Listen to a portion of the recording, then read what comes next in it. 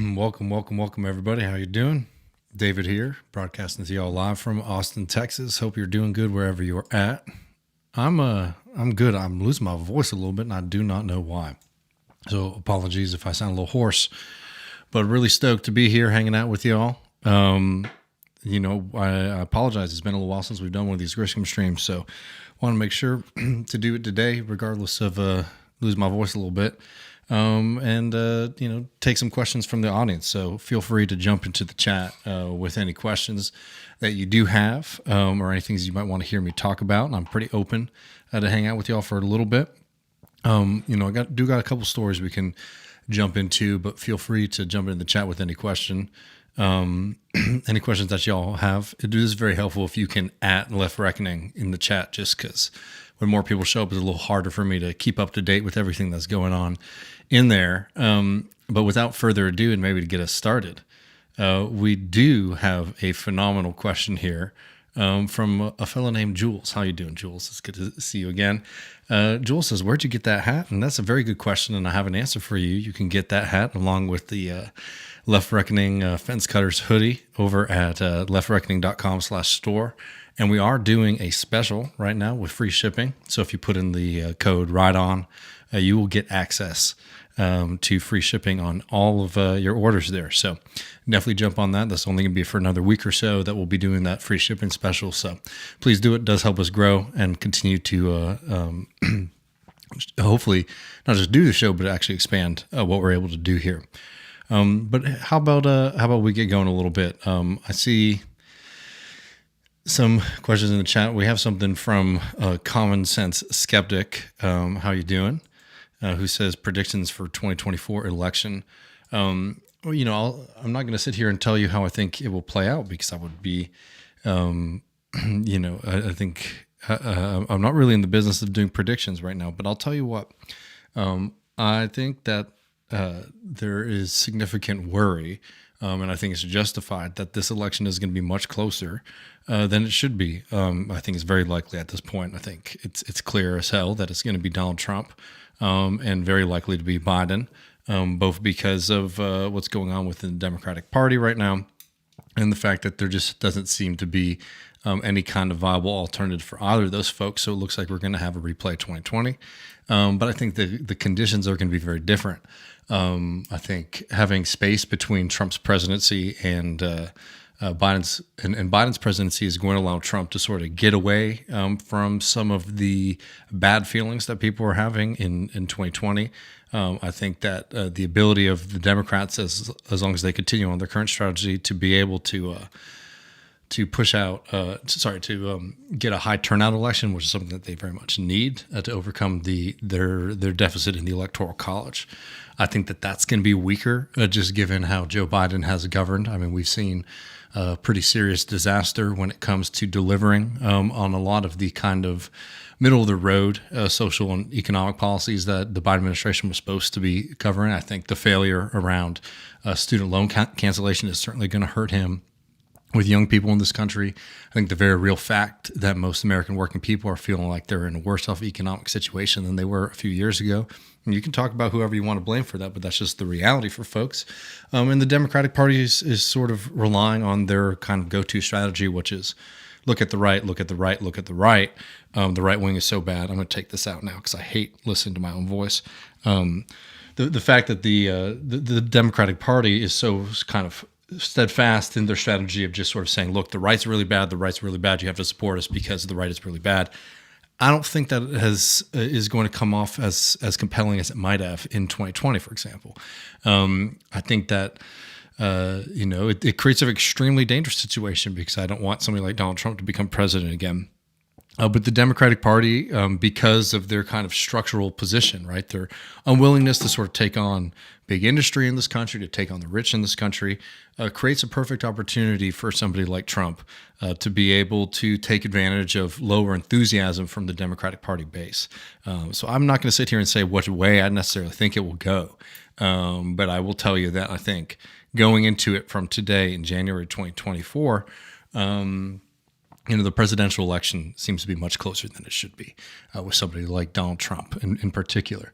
Certainly, I also think Joe Biden's embrace of the slaughter in Gaza, again, also is going to serve as a very real depressing factor in youth and young and progressive turnout in the upcoming election, not to mention what a lot of people in Arab American communities or Muslim American communities are experiencing right now, as the Biden administration is making it very, very clear that they do not see that group of people as equal citizens. One of the things that we've talked a lot on this program, particularly speaking with Palestinian Americans, is that when you have a party and a party leadership and somebody like Joe Biden coming out on television and just flat out denying the death toll in Gaza, that's a very clear message to how expendable and uninterested somebody like Joe Biden is in those citizens of this country.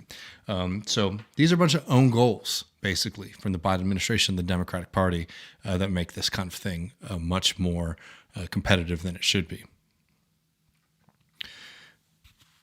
Well, let's see, folks. And we're going to be talking a lot more about Yemen and Gaza next week on the main show. Really looking forward to sharing that with y'all on Tuesday.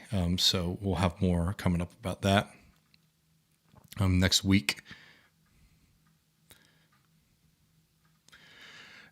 Our good friend Grunkle Chubbs. How you doing, Grunkle? Grunkle says, I'm curious if Griscom has any good beginners politics books. Great show. I'd also be curious if there's any good comedic politics books out there that they know of. I wish I had an answer to the second one. I think that is, that is something that could be a lot of fun to start pursuing. I'm going to put these up on the screen for y'all. I think two books that I would highly suggest that I find to be very accessible, particularly for people sort of cultivating a socialist perspective on politics. There's two. One of them came out fairly recently, and one of them came out in the past few years. The first one, and you can watch an episode on it, we had our good friend Malika Jabali on the program to talk about her new book that's out now called It's Not You, It's Capitalism. It's an extremely accessible book that talks about, one, the problem of capitalism, and puts it in, I think, very clear and accessible terms, but also some of the kinds of things that you can do about it. We interviewed her on the program just a couple months ago. I highly suggest it. It's a great book. It's Not You, It's Capitalism. I think that's a really great place, to start if this is something that's very new to you. Now, I think, going up a little bit, we have a book that I always suggest to people, and it's called The Socialist Challenge Today. Syriza, Corbyn, and Sanders, and it's by Sam Gindin and the great Leo Panitch, who unfortunately passed away fairly recently. It's a book that I find to be extremely rich in its perspective on politics, and it uses examples of recent kind of political and social movements. So it's breaking down Syriza, Corbyn, and Sanders. So those are all movements that you probably are familiar with, maybe Syriza a little bit less so, but I think Syriza is a real touchstone, frankly, for being able to understand some of the difficulties of doing socialist politics in the current period, particularly within the question of actually rooting a political organization, rooting a political party in the class, right? Not just speaking for the class, not just saying, hey, we want to do this for workers, we want to speak for workers, we want workers to have a better life, but actually reorienting politics around working people directly, right? So again, not speaking for, but actually cultivating a movement of the working class to not only win votes, but to actually be able to participate in economic actions, in political actions, and in social actions. That's something that was unfortunately very much missing in Syriza. And Syriza really was the kind of harbinger of what was going to come for what people are calling the populist moment, right? It was calling it from 2010s to right after the 2020s, right, where we had these kind of new political formations from, Mélenchon's party in France to the Corbyn takeover to what happened in the United States with Bernie. and also what happened in Greece, right? In Greece was one of the first examples of this kind of new political orientation, and we were all really excited about Syriza. And Syriza ended up capitulating to the European Union, implementing more austerity, and has now effectively become a non-actor in the sense of radical politics. They just put up their new leader. It was a former Obama volunteer investment banker who spent a lot of time in Washington D.C. Right, so for a party of the radical left, unfortunately, Syriza sort of imploded on itself.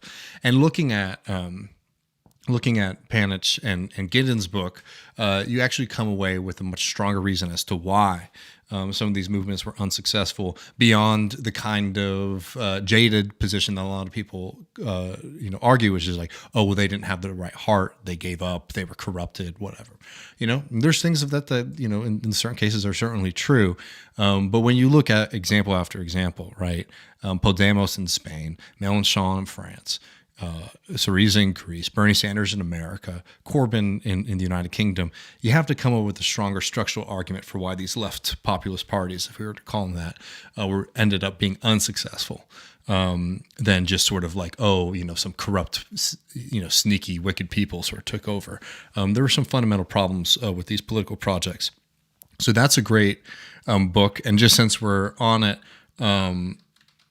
a book of the same name to what I just said, The Populist Moment, is out now from Verso. And I read that back in the fall. I would really love to get the authors of the program on the show. We had some scheduling conflicts back in the fall, so that reminds me that I need to get them on. But this is one of my favorite books that I've read recently, and it's very accessible. It's short, which I don't always know. It seems like you have to tell that to people. If a book is short, it comes off as easier to digest. But I could have read this. It was 500 pages. It was a phenomenal recap of the populist moment, and I highly suggest that as well. I know those are a little bit more on like the politics side than maybe like other than Malika's book, other than a kind of like introduction to socialist economic theory. But I think looking at it from this level, particularly the Jaeger and the Panich book, you can see the kind of economic component, both in like actually doing class analysis of society, but particularly in the Panich and Ginden book, looking at some of the orientations and strategies, both on the political and on the economic level, that would be needed to pursue a democratic socialist movement. So those are my suggestions there. If anyone else has some books that they would suggest to people who are wanting to get started learning about socialist politics, throw those in the chat and I'll put those up as well.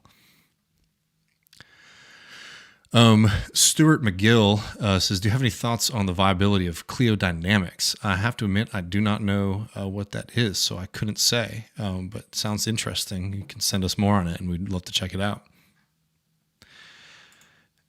Back to important things on the Left Reckoning merch. Do you ship international?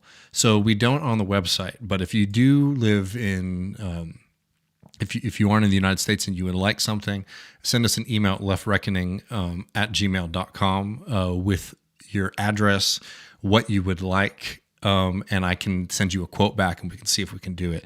International shipping is more expensive, and we oftentimes have to pay customs. So it will be a little bit more expensive than on the site, but we try to do what we can to make it work and be reasonable. So it's not on the site, but if you want it, you can send us an email at leftreckoning at gmail.com, and we'll be happy to see what we can do.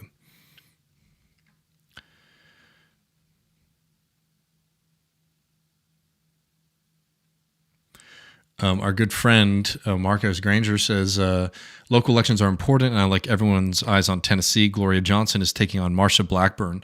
Blackburn backed by a lot of money, but Johnson has name recognition from Big Three. Well, very exciting. Actually, I would love to do a more in-depth Tennessee episode sometime soon, so that might be a good way to jump in there.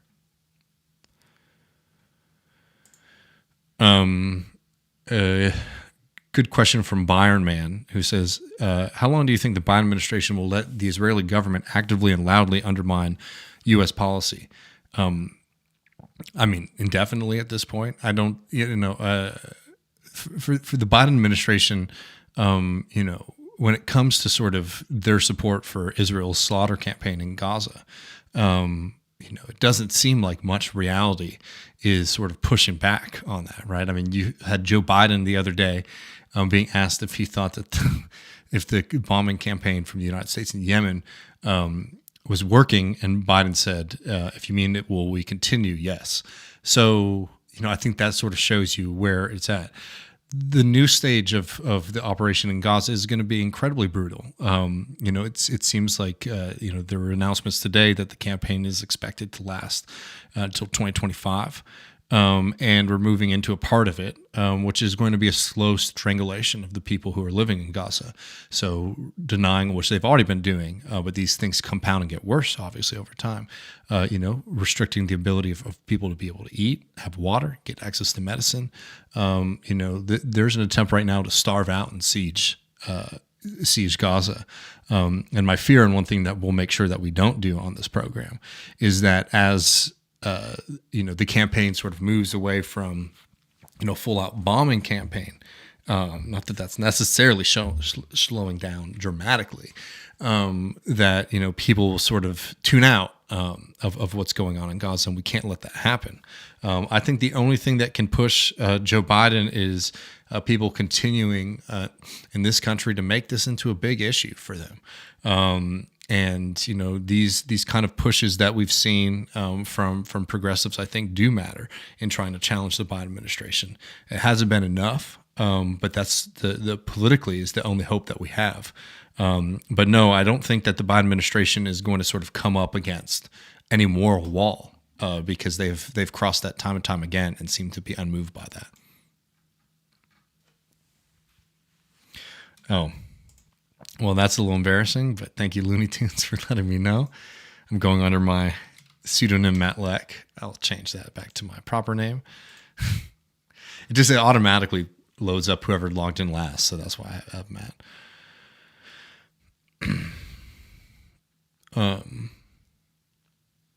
Got a question from JJ, and I'm trying to divine your meaning here, but they said, random question for you. How can we reconcile our leftist ideals while still acknowledging the capitalist reality we exist in and succeeding in that? Well, I mean, I think that, this is something, and I get where you're coming from. I mean, one thing that you can hold on to left-wing ideas, the socialist ideas, while trying to pursue a life for yourself. I think that, you shouldn't get into, being a landlord or, running an exploitative company or anything like that. That's not an endorsement for you to just, embrace being a capitalist or something like that. But the fact is that being a socialist means actually like living in the world, not breaking from it. And to use a more extreme example, let me help you out to hear what I'm saying. So in the early American socialist movement, there were two factions, right? The colonialists or the colonizers, I'm forgetting what term they use for themselves, and the Socialist Party, led by Eugene Debs. So at the founding of the American Social Democratic Party, there was basically two schools of thought.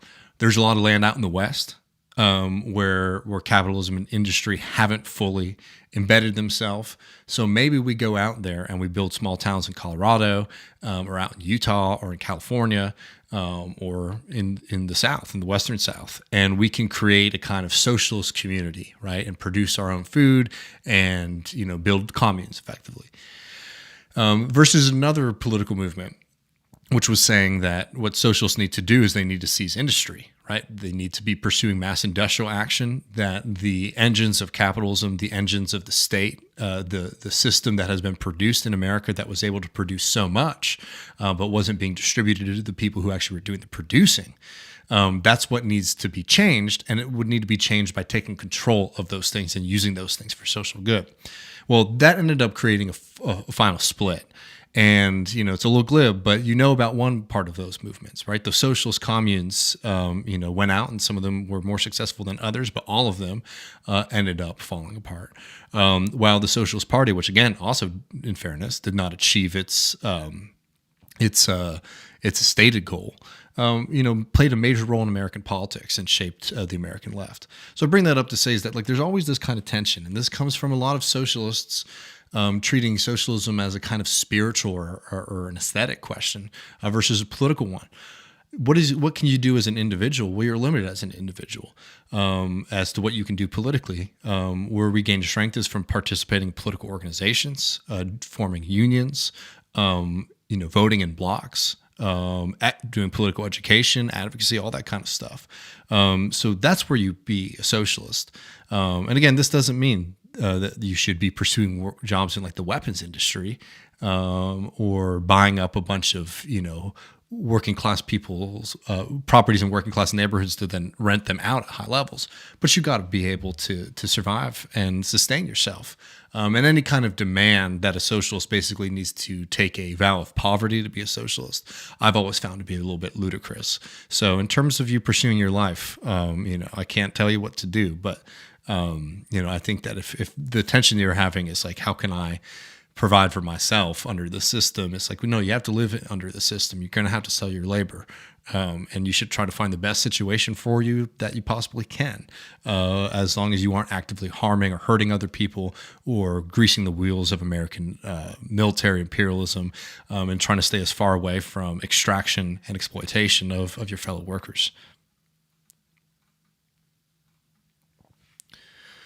All right.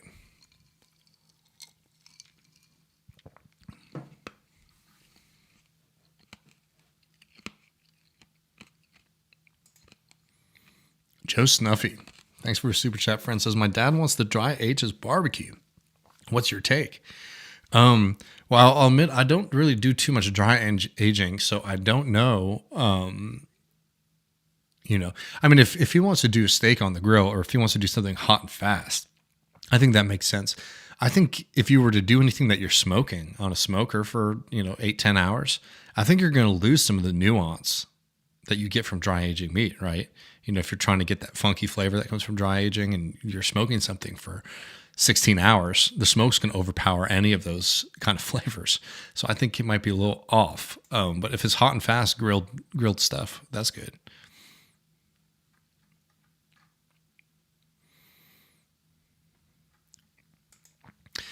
And thank you again. Sorry for the Twitch issue too. It says we're playing Baldur's Gate, which we aren't. But you know what? I actually think that I might try to bug RM Brown. I don't know if people caught our first stream a little while ago, but RM Brown and I did a Baldur's Gate stream about a month and a half ago now. So it's a long time that we come back. And thank you for letting me know that it's been saying that for the past couple weeks that we're playing Baldur's Gate. So I'm going to change that live. Now, sorry about that. Sometimes it would be nice if we had an assistant over here or a producer, but you know how we do it here. So, all right, next up we have Jules, who says, will Greg Abbott face the music regarding the migrants that drowned after being shredded with razor wire? If not, will he just up the ante? No, he's going to up the ante. I mean, this is barbarism that we're seeing at the border. He's not finding too much of a challenge. The Biden administration, I don't think, is doing enough to fight him. I mean, we're literally having examples now where the Texas National Guard is preventing the federal border patrol from being able to conduct its own operations. The United States Constitution is very clear. States do not set immigration and border policy. The federal government does. And the weakness that we've seen from the Biden administration, because they don't want to have to deal with the conflict of coming up against Greg Abbott, is barbaric. And let's also be very clear here, too, that the Biden administration is no dove on the border. The Biden administration, in fact, has made permanent many of Donald Trump's border policies. So, no, I don't think that Abbott, unless we make him, and that would be the goal and the hope, but it's not coming from up high. In fact, let's just look at this really quick because, we're having our Senate primary here in Texas. And there's a few candidates running. This fellow United States Representative Colin Allred, who's a former linebacker at Baylor and for the Tennessee Titans, turned United States Congressperson, Democrat, is running, and he's been the kind of big money in the Democratic Party favorite to go up against Ted Cruz for the U.S. Senate seat. Just the other day, Colin Allred, Democrat again, voted to join Republicans to condemn Biden's handling of the border, and he effectively signed on a condemnation that was pushed through the House that, quote, denounces the Biden administration's open border policies. So even what we're seeing from some Democrats in the state of Texas right now, and reacting to the barbarism of Joe Biden, the barbarism of Greg Abbott, is to act like we have an open borders policy and we need a harder border. It's pretty despicable. And Roland Gutierrez, who's a Texas senator from the San Antonio area, has been pretty explicit in condemning this as well. So I think that nothing's going to come from that in terms of Abbott sort of facing the music, or even the Biden administration standing up against them. Why are they, Ogres, and thanks for the chat, says, why are they so intent on running Biden? It's baffling. I mean, it's disastrous. It's disastrous for the country at this point. I think it's because Joe Biden has effectively, cemented control of the party, as presidents tend to do. Typically, the leader of the party will be the president if there's a president in office. The Democratic Party is completely uninterested in any kind of progressive wing flourishing or growing in that party. They want to maintain a certain kind of political line that's very friendly to business, friendly to capital. Joe Biden serves as a perfect avatar of that movement. So no, they're not going to move away from him, and they're not going to pursue more progressive policies. It's a fool's errand. The Democratic Party is hostile to labor. It's hostile to progressive politics. There are some good people who are running under the Democratic Party line who we can support on this program. But as a national structure right now, the Democratic Party has shown that it has zero interest in this. And Joe Biden is the perfect embodiment of doing something different.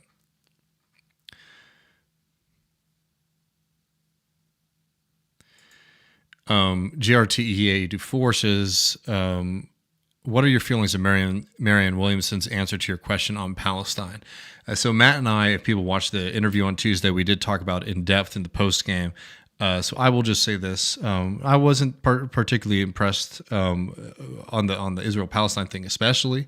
I was happy that she called for a ceasefire. I think that's humane, and that's something that we can shout out on this program, because a lot of people aren't calling for that. People who are running for office are people who are Democrats. So that's laudable.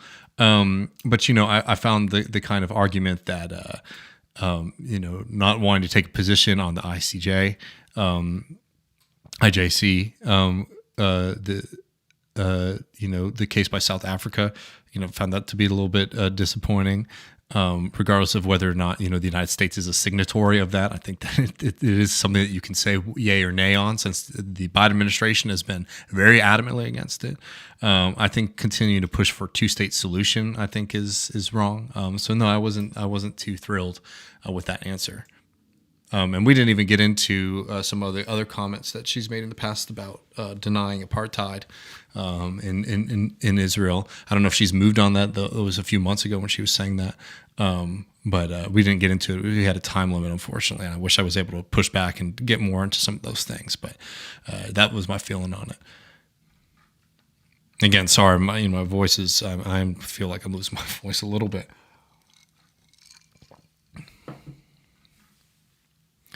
Joseph Farmer says, just going back to book suggestions from earlier, Richard Wolff wrote a very short book as an introduction to Marxism. That's not bad. I haven't read that, but I do like Richard Wolff, so that's probably a good suggestion.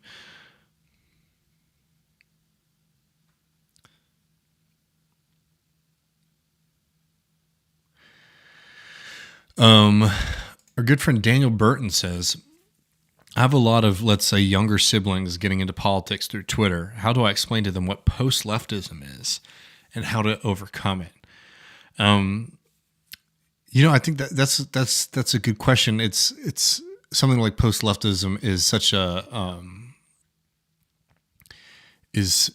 a broad category that I just am going to have a hard time answering this question. So if you maybe want to put some meat on what you mean specifically by post-leftism, because there is the kind of post-leftism that is, let's call it maybe some compact stuff, or if y'all remember, what was that, the publication, it's too many new publications in the past few years to come out. There's that kind of thing, which is a kind of merging of, let's say, some right-wing social politics with like economic populism, let's say. That's one thing that I would call post-leftism. There's also a post-leftism that is a kind of depression, depression as politics, right? Post-leftism being, an idea that like capitalism's fucked up and they don't like the government, they don't like the state, but nothing good's really going to happen. So it's a kind of non-politics of more like witnessing and sort of being cynical about things. That's one version of post-leftism. Then there's like a post-leftism that you might call some of the folks in the platypus society, which thinks that the left as it exists is a hindrance to building up an actual working class party, working class revolution in this country, so that the left needs to be destroyed before it can be before working people can come to power. That's a version of post-leftism. So I'd have, responses to all of those, but if you could let me know which one you're sort of responding to, that would help me out a little bit.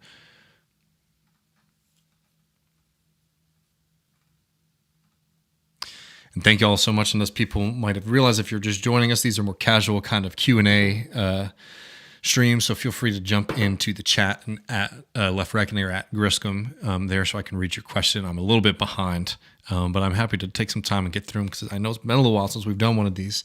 We do appreciate super chats very much, but they are obviously optional, but they do help us continue to grow. So happy to hear from all of y'all. Matt is not on tonight, just me on these Thursday streams.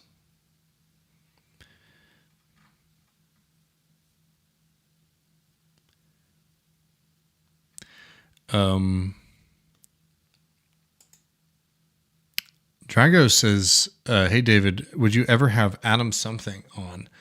I do not know them. Adam something.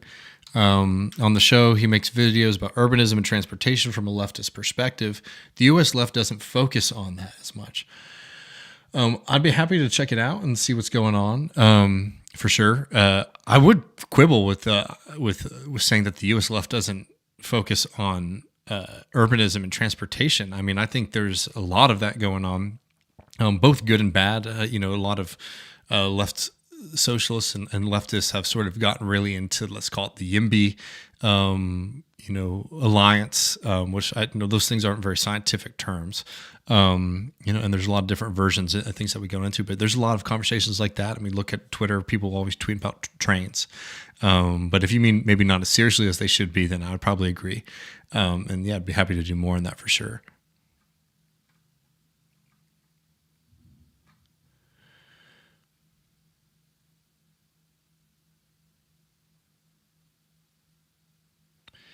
So Rose says, do you see room for a socialist revolution within the millennial and Gen Z, especially since there is a shift in them being more progressive as they age than previous generations? So I will say, I'm not a big fan of generational politics. I've always found that to not be a really good way and to view things, because the generation that you're born in doesn't necessarily affect your politics as much as the kind of historic experience that you're living under, right? So while you might be able to see certain kind of trends, a lot of that is actually more governed by like material experiences, right? Maybe being downwardly mobile, as in the case of a lot of the millennials.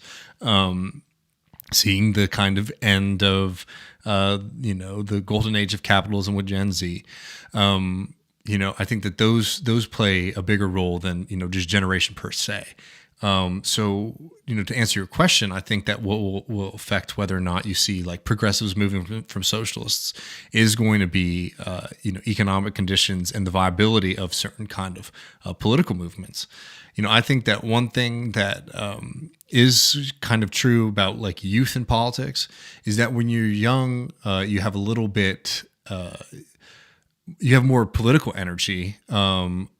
And as you get a little bit older, you might get a little bit more jaded. If you spent your 20s, as an activist and you didn't see things change very much, that's when a lot of people start falling out of politics because they have children, lives, responsibilities. So the big question as, Gen Z and the millennials are getting older, will be whether or not, if they move maybe from kind of socially progressive to some level of economic progressivism into like a socialist movement. I think is actually going to have a lot more to do with what happens in the political economy of the U.S., if that makes sense. But as always, I'm very optimistic about the future, despite all the dark shit that we're living through. Yeah, we talked about this a little bit earlier, but Joe Stovey says leaks in the Israeli press have Netanyahu saying that they plan on the war lasting in 2025. Absolutely.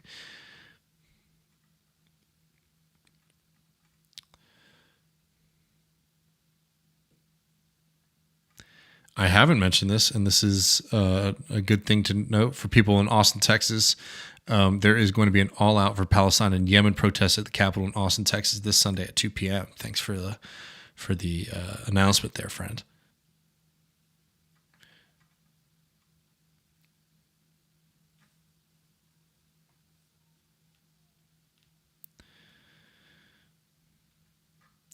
And sorry to hear this. Dracula Factory says, we're having an ice storm here in Portland, and the houseless are obviously suffering the most. Send prayers, and if you live in the area, spread awareness of shelters. No, please do, and do that everywhere. I mean, we in different conditions here, but we just had a pretty nasty freeze here in the Austin area, where it was under 20 degrees for a long while. And I was thinking about all the people out there in the tents. We had warming centers and things like that. And that is good kind of social. Important social work to do is to be looking out for folks in these cold conditions. Again, I am sorry. I hope my voice is not unlistenable. It does seem like it's going away, doesn't it? It's funny. I mean, it's not like I've been doing too much talking. Maybe that's the problem.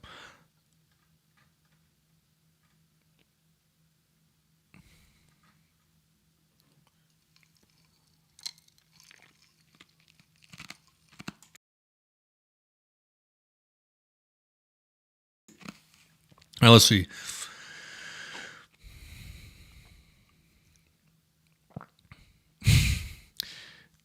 Hey, David, my Yankee ass is in Taylor, Texas. Laugh my ass off. Just want to say that what's up and that your weather sucks. Sorry, man. Hope you're having a good time at least.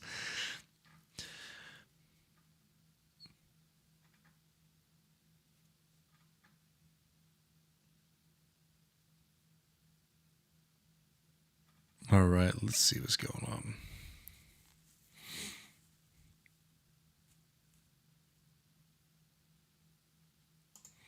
Midi Doctor says this about the commune, and I don't know how I feel about this definition, but I'll read it here and just share my thoughts. The socialist aspect of commune life. And what we mean by that, by the way, it's not like living under communism per se, but like actually extracting yourself out of kind of present capitalist society and creating your own. Midi Doctor says that the commune life is a bit illusionary, as a Western frontiersman patriarchy mindset if you strip it back. I don't know if that's necessarily true, if I would throw all those things on it. I think the bigger problem is that in terms of like history, in terms of life, in terms of like being a part of human society, right? The growth, the failures, the benefits, the ups and the downs, extracting yourself from that life. I've always found to one be a bit silly and in certain points reactionary. We are social beings by our nature. And that goes beyond just like our immediate sociability and sense of our community, but actually trying to build out connection and have an impact and be influenced and be impacted by others, even outside of our direct community. And on the kind of question of like socialism versus capitalism, giving away the bounty of a society that has tremendous productive capacity, that has the capacity to end homelessness, to end hunger, and not only that, but actually like live fulfilled lives, right? To have a productive capacity that can do that, but doesn't because of the greed of the few, right? Capital society, we produce so much shit. We have a capacity to feed everybody. We have the capacity to house folks. We have the capacity to again, not just meet our bare minimum needs, but actually expand upon them. But instead of that, a lot of people live lives of, slow desperation and want. And the socialist promise has always been that we're going to use the tools of modern society to improve the lives of the many. So the commune ideas is actually it's a retreat, right? It's a retreat instead of standing up and taking on the fight. And the fight's hard. I think that's what the romance and the hope is with the commune living.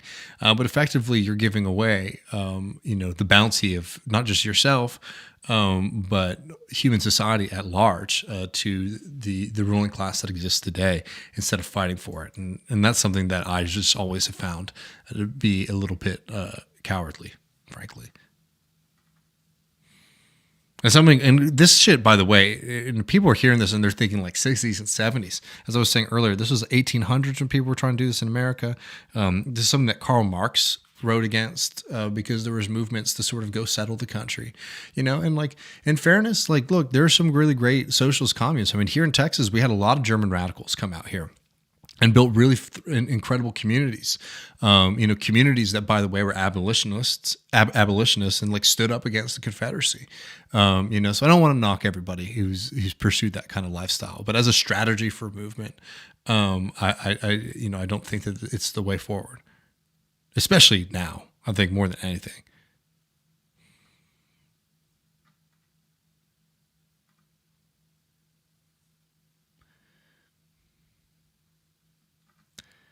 Well, we're very happy to hear this. Our good friend Strom says they had a meeting with the devil. And Strom says some wealthy conservative news media connected person tried to make some introductions and win me over to the dark side. Y'all be thankful that I have a soul and I'm willing to put up with poverty. Well, very glad to have you as a comrade and friend, Strom.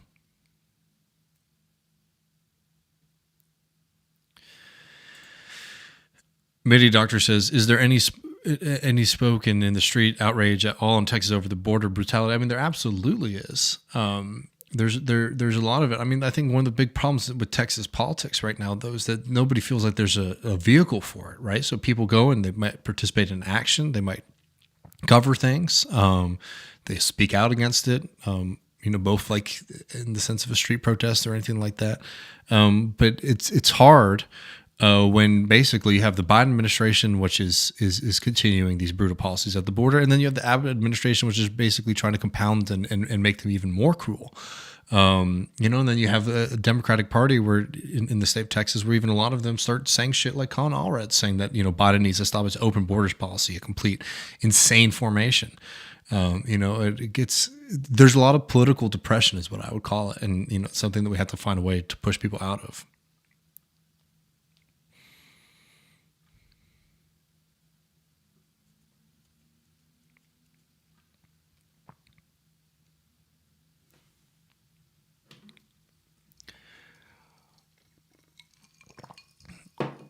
Giga Daniel Ocean says executive order to put Texas National Guard under national authority and then disband them is something Biden could address in an hour. Yeah, I don't know enough about the legality of that to comment, but there's a lot that the Biden administration could be doing to take on Greg Abbott in the first place that they're refusing to do, and it's getting to become an affront.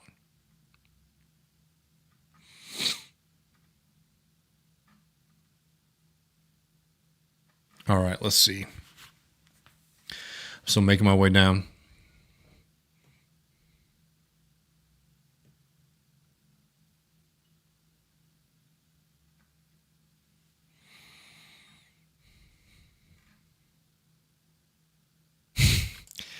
Is Professor Wolf still going to beat you up? Sorry, David.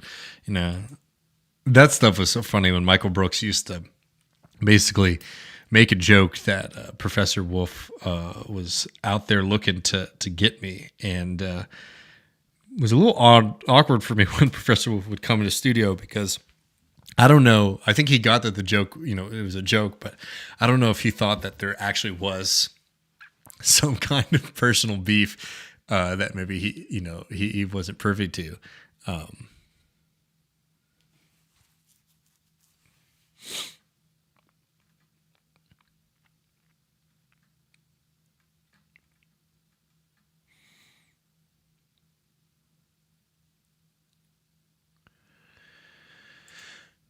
Ramsey Polly says, "Hey David, quick question. where can I get an overview of degrowthers' full argument and a subsequent breakdown of their logic? I'm quite suspicious, but want to know of any resources available. And as you know, I'm not a fan of degrowth. I would say one, and I think sometimes they don't necessarily even accept the degrowth label. But there was a book that came out a couple years ago called Half Earth Socialism. I'll just put it up on the screen. I'm sorry, the screen's too big. There you go. Half Earth Socialism by Troy Vitesi and Drew Pendergrass that you can read. That's one of the big ones that at least gets into a lot of those ideas. There is Hickel. Let me pull up their book for you as well, who's probably one of the preeminent degrowthers out there. They wrote a book that was published by Penguin Press called Less is More, How Degrowth Will Save the World. I think, between those two, that's a good place to get started. If you want to hear any suggestions on critiques of it, I can highly, I can obviously suggest them to you. I'm not a big fan of degrowth for a myriad of reasons. A lot of times we talk about the kind of political problems with it. But, even going back to what we were talking about before, I find, one, the argument that green growth, for example, is impossible. I don't find that to be borne out. In fact, I actually find that to be something that's very much avoided in a lot of that literature by trying to use, straw men or creating new kind of categories for how we would measure kind of like things like pollution or carbon dioxide production, things like that. I think Cale Brooks's Peace and Damage magazine was a really good response on the economic level. But I think one of the best pieces of media, apart from obviously watching my show, listening to our conversations with Matt Huber, Lee Phillips, Cale Brooks, and folks like that, is Doug Henwood, the great Doug Henwood, somebody who I listen to all the time, love reading, and have for years, had the authors of Half Earth Socialism on their program. And both of them on there. It was a very in-depth conversation about their arguments and their views, along with Doug sort of questioning their stuff. I find that to be a really phenomenal place to be able to get actually a full perspective, right? Because you get the authors of a major book arguing for this kind of politics, and somebody who's a little bit skeptical about it, asking them in real time to qualify their positions. And I think that that's a really good place to start, in fact. So that's Doug Henwood's Behind the News with the authors of Half Earth Socialism. You'd have to Google it, but you should be able to find it. It's a really good one.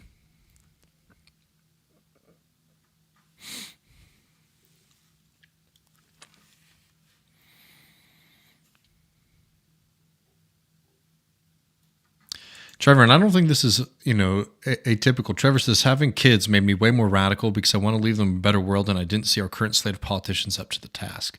I can understand that perspective.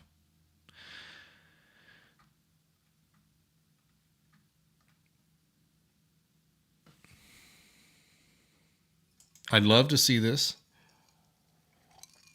Alberta's private power generation was faltering, and we had to sell them our public power from BC. Socialism wins again. I saw a little bit of this. I was also very happy to see the TVA, plugging along during the recent storm in Tennessee, and thanks to all the union workers there making power in the Tennessee Valley Authority here. We'd like to see a lot more of that. Yes, it is sultry, Dave. I think I am losing my voice, but...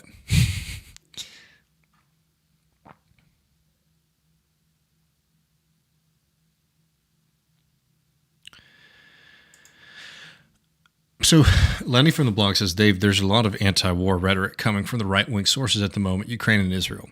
Some opportunity for single-issue collaboration or all threat, in essence, sucking people into the right-wing orbit. So this is something that I think has been a question on the left for a long time. And I think it precedes this, but it was something that was sort of debated a lot during the Bush era, in the anti-war movement. And I think that you have to be really smart about who you go into coalition with, and also like what kind of thing are we talking about? Are you talking about showing up in the streets and participating in a march? Then if like some libertarian person wants to say they're against war because they don't want America to spend money on war, whatever. A lot of the stuff that we're seeing right now regarding Ukraine and Israel from these kind of new right formations is fairly like reactionary in nature. There's a kind of new right fascination with Putin in the sense of a strong man, breaking through the kind of sensitive and weak liberalism represented by the European Union and the effete Americans.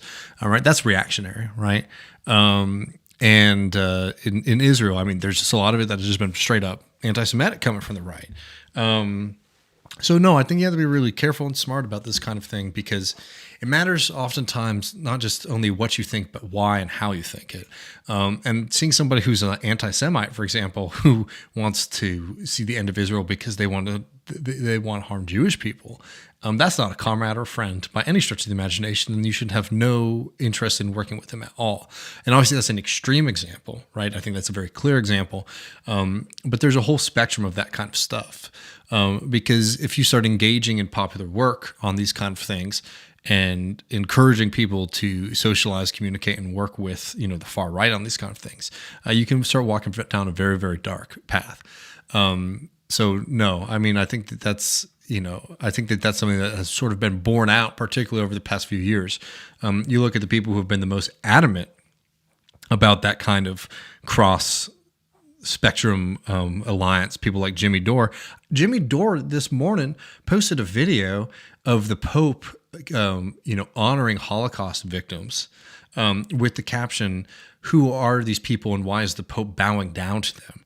Right? Which is trying to imply that there's just some secret, shadowy group of Jewish people actually controlling the Pope. That's the most old school anti-Semitic conspiracy theory ever, right? And like that's the kind of shit that starts rotting your brain when you've been pushing this nonsense for too long. So that's a very real world example that you can watch a trajectory there that becomes very clear.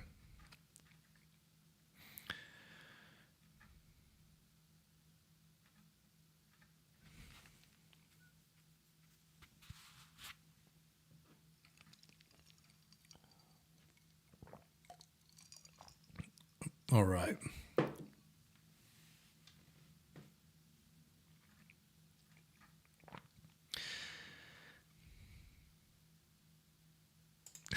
What happens at Matt Leg?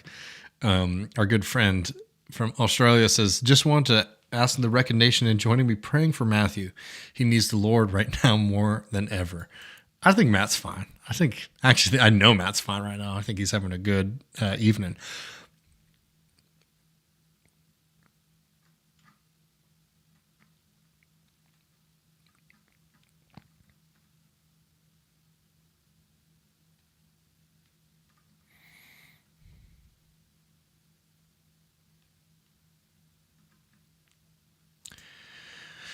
Secular Progressive says, thoughts on having Jill Stein, Claudia De La Cruz, or Cornel West on the show. Would be cool to see a conversation about lesser evil voting with any of them.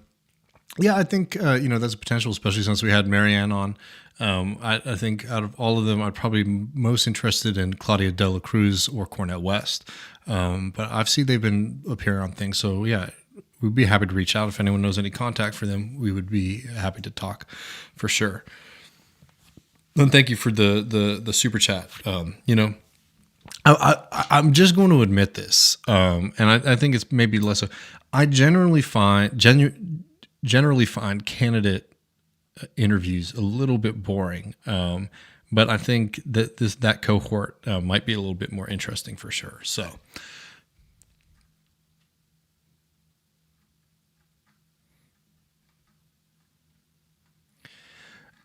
I mean, I'll tell you this. A congressional baseball fan says the left reckoning commune will have the best food. Just saying. I think that's undoubtable. I think I do very well as a kind of camp cook. I cook like a southerner in the Great Depression still, just like the cheapest, strangest parts of the animal possible. I still, don't get me wrong, I have, steak and things like that too. But I love that kind of old, large, like when you make a big meal for a lot of people and use random ingredients and things like that. I think I'd be good in the commune, which is a shame that it's, I wish it was the political future in a way, because it'd be nice to just hang out with some friends and cook some good food and grow some beets and collard greens. But I don't think that that's going to do what we need to do.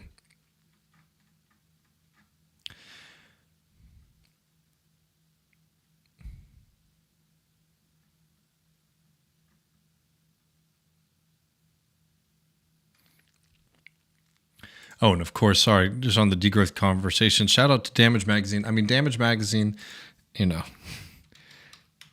need to publish me or something. I've been promoting them for a while. No, I like the Damage Magazine. I think has been a publication that has been much needed on the left. These are people who are willing to sort of criticize, popular ideas on the left, but from a left-wing socialist working class perspective, instead of a lot of times, even with people who I agree with, there can be a kind of tendency. It's like once you start criticizing the left to start almost portraying yourself as right-wing. So Damage Magazine is something that I think has been just a phenomenal counterweight to some of the excesses of the American left, a group which, I'm a part of, but seems to get caught up in 10 million things without really investigating what it is that we're arguing for or advocating for in the first place. So Damage Magazine is truly, truly a great piece from, I'm just pulling it up here. Just as a little tease, really great piece here from Dustin Guastella. Can the Republican Party become a vehicle for equality? He pushes back against some of the ideas that, these are both like kind of neutral terrain. It's a very phenomenal piece. This piece from Benjamin Fong, who's going to be on the podcast soon. I guess you can't see these, can you?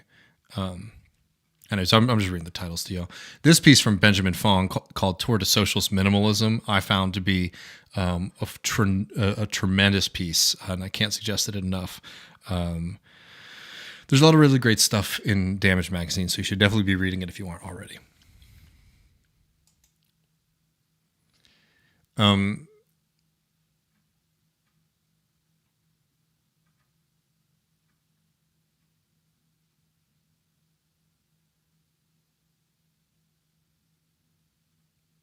I do not know this. DCAT says, David, have you heard of Blue Heron Farm in Field Store, Texas? I know it's a hike from Austin, but they do great work for abortion and other causes, and recently opened a beer with goats to pet. I haven't. I'll check them out.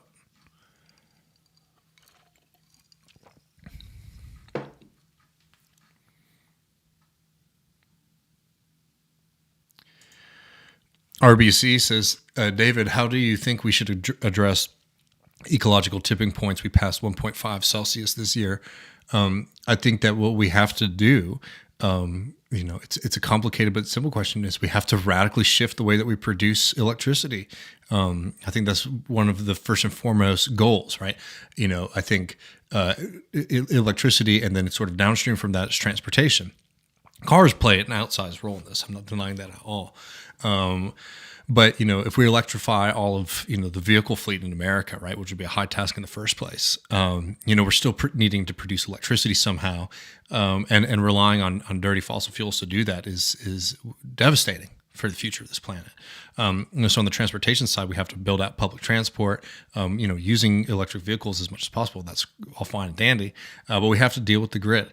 And to deal with the grid, what you're going to have to do is you're going to have a massive build out of green and renewable power. So we're talking solar, wind, hydro, and nuclear power.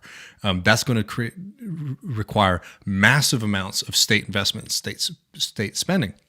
And that's why a project like the Green New Deal was so hopeful and critical in the American left, talking about actually reacting to the climate crisis as a crisis, spending the money that would be necessary to transfer to make this transformation happen, and build out publicly owned industries. I think that nationally and internationally, the United States in particular has a debt to the rest of the globe to build out those kind of systems, because we got to remember that globally electricity usage is low, not by choice but by forced poverty on the global south. So to be able to build out the kind of things that we need to do, the United States certainly needs to pay its debt and invest in building out green technologies and green energy around the globe. You see movements like in Bolivia that are very exciting around this. You can't call MAS, the movement towards socialism in Bolivia, an organization that doesn't care about the environment, and they're doing a lot of this kind of work of trying to build out a stronger and reliable electrical grid for the people of Bolivia. They're utilizing things like nuclear, something that the United States is fighting against, because the United States doesn't want a country like Bolivia to have a strong baseline of power. So yeah, I mean, as a task, it's massive. It's probably one of the most world's historic massive questions that we have in front of us. But I'll tell you what won't work is the neoliberal tax regime, right? Which is that, if we just get the right price for energy, right? If we increase the taxes on fuels and electricity for homes, then usage will sort of, find an equilibrium. That's a loser. It's a loser politically, and it's also a loser because instead of dealing with the root cause of the climate crisis, which is capitalist profiteering, it says, hey, workers, the people who've been screwed over, for the past, since the founding of the United States, and certainly similar histories all across the globe, we're going to make you pay for it, and while we're protecting the wealth, the hoarded wealth of the capitalist class. That's a loser, and you see it in Europe right now, that only creates opportunities for the right wing, because if the pitch of the environmental left is, hey, you're going to have a worse life than you do right now, people are going to resent you for it, and frankly, they're right to do so. To be able to challenge this, at the end of the day, it's a technical question. It's a technical question about how we deal with the carbon dioxide that we're producing. But it's a political question first and foremost in terms of building out the will and the capacity to be able to do this kind of thing. And it's a critical one. And you can get really disheartened when you listen to a lot of people on the American left who don't seem to have much of a strong understanding of this, other than, I don't know, big power bad, big industry bad. And we need a much more nuanced conversation. Lenin, famous revolutionary, do you know what he said communism was? He said communism was electrification, Soviet power. And I think that what we need to be doing in this country is upholding that kind of tradition and saying we should be investing in mass public power for the masses, good jobs, publicly controlled, great stuff. And that's going to create massive social investment. That's going to turbocharge the economy. It's going to be real growth for people, beneficial growth for folks. And that needs to be what we're doing. I mean, at a certain point, the kind of personal consumption level choices, right? There's so much of a focus on like, what do you consume? Are you a good consumer or a bad consumer? And that is like the height of neoliberalism, because it takes a social problem of climate change, right? A social global problem of climate change, and it turns it into an individual consumer choice problem, one that will not go very far. So, yeah, I mean, we've done a lot of work on this. If you want to get a good sense of it, I would highly suggest checking out any of the episodes we've done with Matt Huber in particular on this. We've talked about this a lot. And we also have had Maddie Hilly on the program to talk a little bit more in depth about nuclear power, which I think is going to have to play a major role in the transition. So that'd be, where I would start that conversation.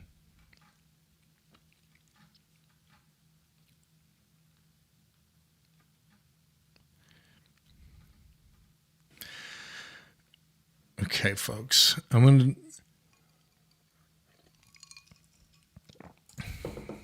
the beginning of the pandemic, Hating Whiskey from Twitch says, biscuits and gravy made with lard. At the beginning of the pandemic, I just got like 5, we didn't know what was going on and things were shut down. I just got 5 bags of Maseka, and a shitload of flour, and a shitload of lard. And I was like, if I have to, I can survive on this if the world shuts down. The flour was getting a little, I wasn't able to get that much flour actually, now that I remember, but I was able to get a lot of Maseka and a decent amount of lard, which is like, you can put that together and make some good stuff if you need to.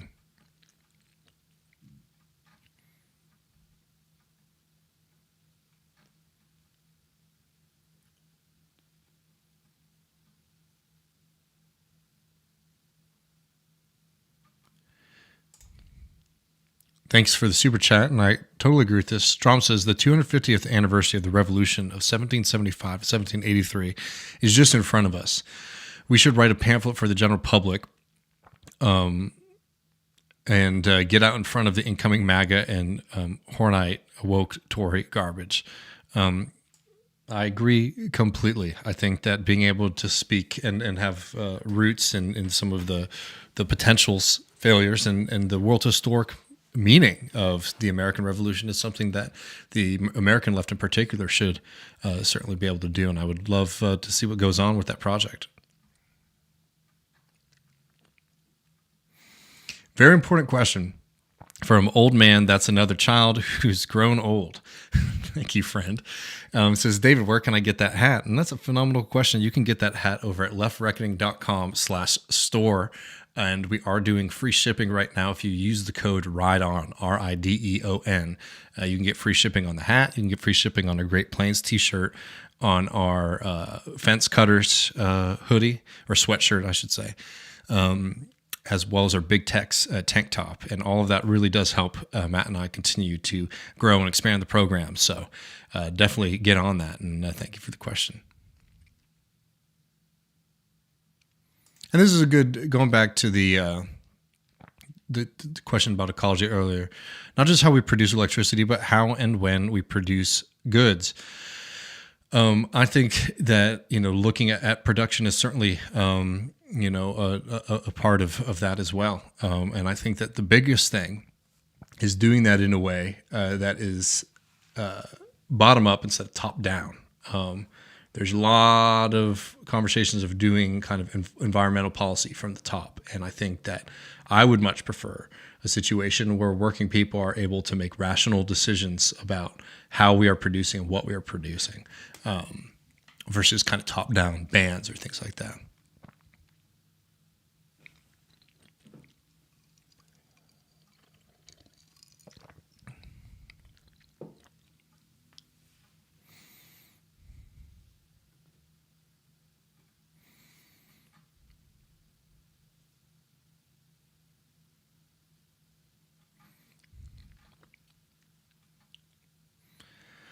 All right. I think I'm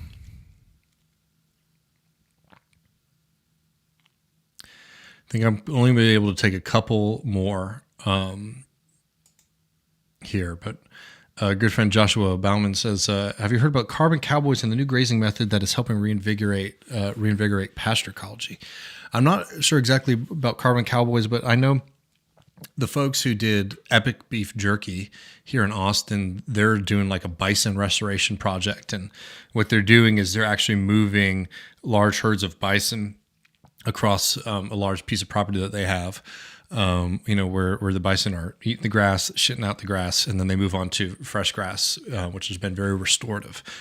So I don't know if that's what you mean, but I find that stuff to be very interesting for sure. David Russell says, I think the main issue with nuclear power is overcoming fear. I might have facts, but I've learned fact dumping doesn't work. Not sure what way to tackle it. I think the best thing to do is to, I totally agree. I think fact dumping at a certain point doesn't work, but I think consistency does. And that's why we just sort of talk about nuclear every once in a while on this program instead of, every week. Because I think that that's a better way, is to sort of, push it. I mean, the big things is that there's, the fossil fuel industry always hated nuclear power because it can produce so much power, produce it well and cheaply, and that's not good for them. So there's a lot of propaganda out there.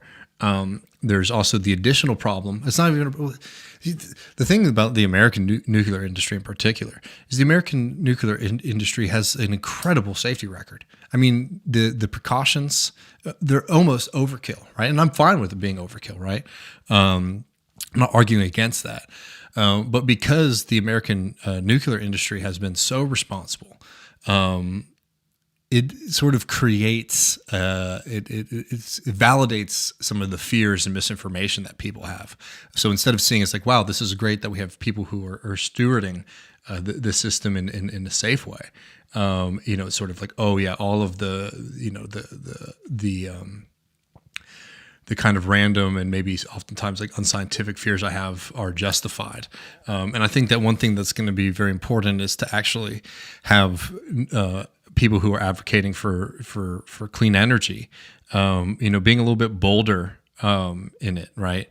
Like for example, like waste storage. People when they hear ideas that like, hey, we're going to bury waste like deep under the earth, which is a fine plan, right? But you can also store that on the site at the facility, and it's perfectly safe. It's completely safe. But when you do things like, oh, we have to bury this deep underneath the planet, deep into the planet's core, it like accentuates those anxieties. So I think that at least I'm not even talking at the policy level, because I think that maintaining the safety standard that we've had in this country is a good thing. But being able to talk about it like that and just sort of not letting people. Like I think a bad thing to do is to say, oh, you're scared about nuclear waste. We can just bury that deep under the earth. I think your first response is like, well, we can do that, and that's fine. But your first response should actually be like, well, waste is the way that we handle waste is safe. And it's just not a problem. It's a problem that was solved 50 years ago.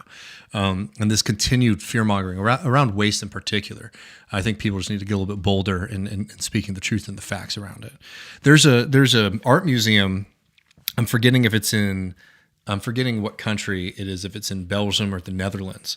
But it's actually an art museum, and the exterior of it is nuclear waste, right? And you go in there, you look at paintings, and it's like a safe, fun thing to do in the afternoon. I think that's a kind of social project that's good. It's just getting people comfortable with it and understanding that it is okay and it is safe. Instead of sort of letting people's fears sort of cultivate by not reacting with the facts that we've solved the nuclear waste problem a long time ago.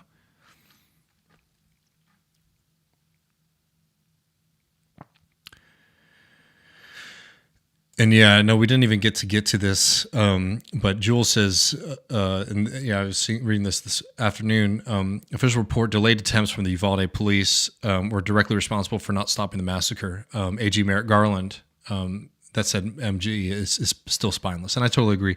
But I mean, what happened in Uvalde is it's just abundantly clear that it was a massive police failure. And one of the things that came out in this report was that the police didn't treat it as an active shooter situation. So that's why they were just waiting outside. And as we know, while the police were sitting around texting and fucking around, children were being shot at point blank range. And this is the kind of thing that happens in a state like Texas when you have a police system here that's just completely unaccountable, from state police to local police. They have no fears of repercussions, and that cultivates a kind of systematic failure of people not being able to do the jobs that they've been tasked with. And it's been disgusting to watch the way that the Republicans in this state have protected and shielded the police, and the lack of accountability for people who are responsible for failing in a way that caused one of the most horrific attacks in a long while on children.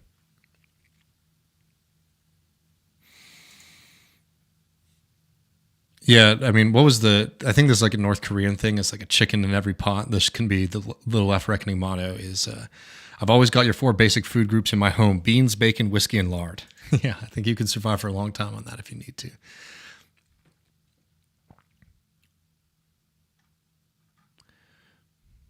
All right, folks. I've very much enjoyed hanging out with everybody. I'm going to try to make sure I'm going to try to get to the bottom. I might miss a couple questions. But I appreciate hearing from all of y'all. These are always fun. It's nice to just hang out and chat.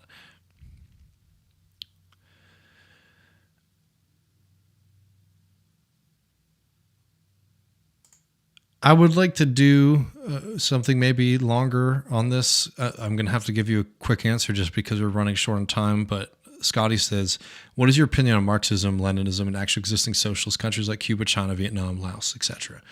And maybe to focus on the Soviet Union, that's something that Richard Wolff said that I have always found to actually just be a good way to orient yourself around it, because there's a need from some to avoid the failures of a lot of these systems, right? And I think that that's unhelpful. All these are different examples, right? Cuba is a state that has been under siege since it became a socialist nation. That's not a good condition to create the best thriving system. What they've been able to achieve has been nothing short of astounding. There's a lot of things that we would want to see in our vision of a social society that don't exist fully there. But I think any kind of criticism needs to start with the recognition that wartime governments don't always create the most rosy, beautiful ones. Vietnam was another system that was strangled from the beginning, and very much fairly neoliberal system in Vietnam today. China is such a unique characteristic that I think giving a one-liner on that is going to be impossible. But going back to something that Richard Wolff said about the Soviet Union in particular, he's like, one day, if we're living under a social system, that we'll basically look back at these attempts as very valiant, but flawed. And they will be seen in history in a way of attempts at creating a better world that, because of specific conditions, specific failures, weren't completely able to do so. And I think that that's the kind of position where it's not a full embrace where you're denying horrors and pain and difficulties, but you're also not turning your back on the entirety of the socialist history, because you have to be able to live with the contradiction of being able to criticize and recognize some of the shortcomings, while also not getting yourself into a trap of being able to recognize, for example, some of the massive successes when you see literacy, life expectancy, education, achievement for people that came out of those systems. Welcome, friends on the Twitch chat. Sorry, I'm going to take a couple more before we run, but feel free to come to these. These are Thursday afternoons, little question and answer streams where we hang out a little bit. I am losing my voice a little bit, as y'all can probably hear. But I do love seeing. I guess you guys can't even see it on the. I don't know how to put those up on the thing. But welcome, friends. Do appreciate y'all coming over here to Left Reckoning.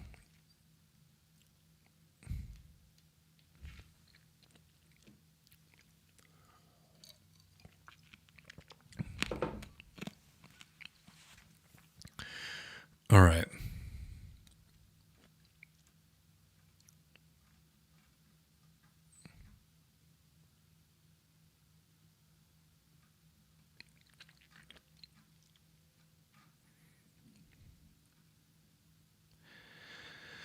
All right, friends. I think that might have to be it. I do appreciate hanging out with all of y'all and would love to do more, but I actually think that I might become inaudible soon.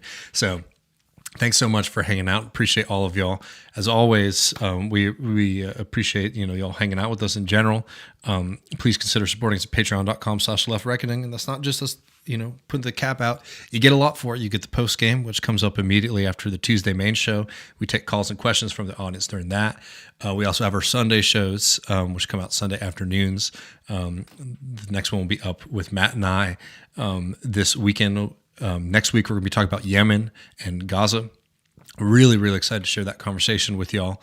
If you don't want to become a patron, but you do want to support the show, you can do that by going to leftreckoning.com/store. You can get Left Reckoning ball cap.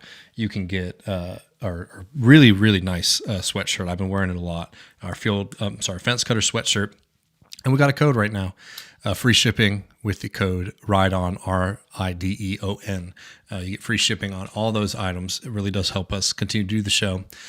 Appreciate all of y'all so much. I got a big ass thing coming up, a big project that I've been working on for about 6 months. Hopefully we'll be able to announce some stuff soon. I know I've been teasing it for a little while, but we want to make sure everything is right before we go live. Really excited to share that with all of y'all. But until then, take care, have a good weekend, and see you soon.